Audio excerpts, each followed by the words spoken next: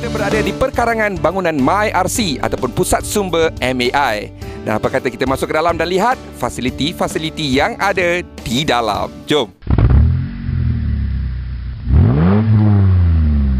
Bersama dengan saya ialah Encik Zairul Azham yang bertanggungjawab akan fasiliti MyRC.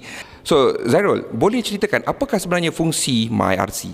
Okey, MAI Resource Center ataupun MyRC, kita bertindak sebagai sebuah pusat di mana kami menyediakan program-program untuk melatih pekerja-pekerja separa mahir dan mahir untuk keperluan pihak industri otomotif di Malaysia. Okey, jadi adakah ia terbuka untuk pelajar-pelajar lepasan sekolah atau bagaimana?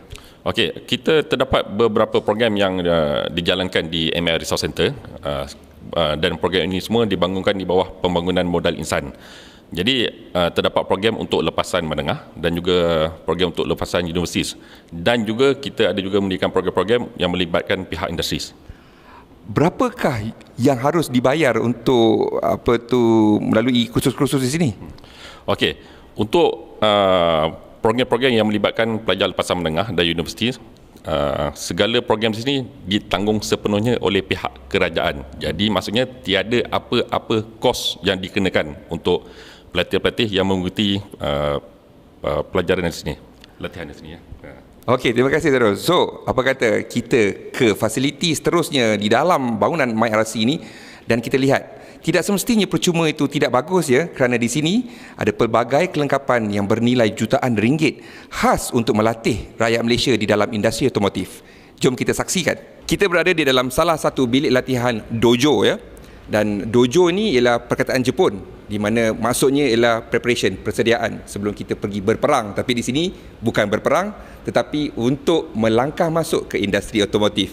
Dan sekiranya sebelum ini kita cuma belajar tentang komponen kereta di dalam buku teks, di sini kita ada stebang kereta terus nak tunjukkan komponen-komponen kereta.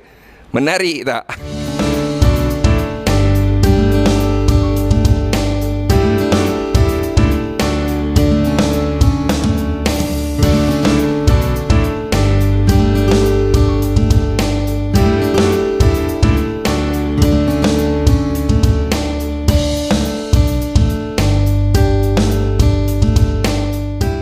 Yang berada di hadapan saya ini ialah satu alat yang membantu kita untuk memahami dua jenis steering berkuasa, iaitu steering berkuasa hidrolik dan steering berkuasa elektrik. Ini pun saya tak pernah jumpa ni. Ini first time saya jumpa ni.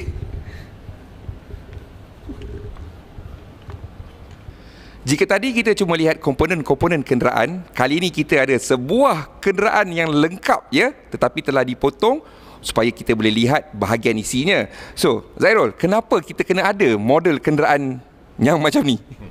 Okey, pertama sekali, jadi bila kita tunjuk komponen dalam bentuk satu unit komponen saja, jadi banyakkan pelatih kami tak faham komponen tu berada di mana dan apa fungsi komponen tersebut. Jadi di sini kita tunjukkan rupa bentuk kereta yang sebenar, cross section kereta. Jadi di sini kita boleh tunjuk di mana komponen itu berada dan apa fungsi komponen kereta itu. Dan selain daripada itu, kereta ini pun boleh dihidupkan. Jadi para pelatih ini boleh tengok keadaan kereta sebenar dalam bentuk di kerat dua. Jadi dia boleh tengok fungsi kereta dalam keadaan kereta di kerat dua. Okey, cuba hidupkan. Boleh hidup rupanya kereta yang dikerat macam ni. Ini memang sesuatu yang canggih dan beruntunglah kepada generasi-generasi muda sekarang ni kerana kelengkapan untuk belajar mereka sangat canggih. Tak seperti zaman saya dulu, semua belajar daripada buku saja.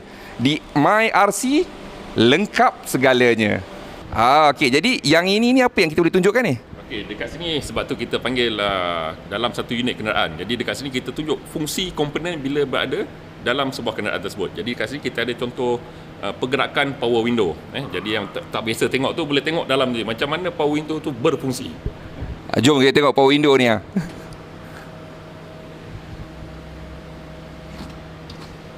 Antara kelebihan MyRC ialah ia menggunakan alatan-alatan yang digunakan di kilang-kilang otomotif. Contohnya apa yang kita ada di sini. Cik Zairul, boleh terangkan apakah benda ini? Okey. Yang ada di sebelah saya ni, satu set ni adalah equipment yang digunakan untuk membuat proses assembly.